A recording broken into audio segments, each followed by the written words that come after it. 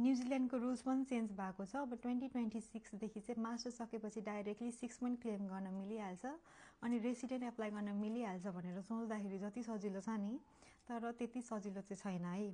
If हजुरहरूले चाहिँ skill migrant category resident visa apply गर्दै हुनुहुन्छ र मास्टर डिग्रीबाट चाहिँ पोइन्ट क्लेम गर्दै हुनुहुन्छ भने चाहिँ हजुरहरूलाई कम्पलसरी ब्याचलर डिग्री चाहिँ चाहिन्छ।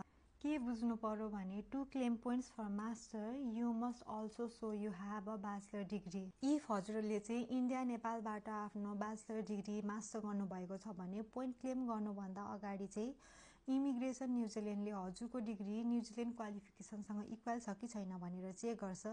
इफ हजुरको डिग्री चाहिँ एनजेडक्युए एक्जाम्सन लिस्टमा छ भने हजुरहरूले आइक्युए गर्नु पर्दैन, अटोमेटिक रिकग्नाइज हुन्छ। फर एक्जाम्पल हजुरले मास्टर इन आइटी नेपालमा गर्नुभएको छ भने चाहिँ पोइन्ट क्लेम गर्नको लागि हजुरको डिग्री चाहिँ एनजेडक्युए एक्जाम्सन लिस्टमा आउनुपर्छ।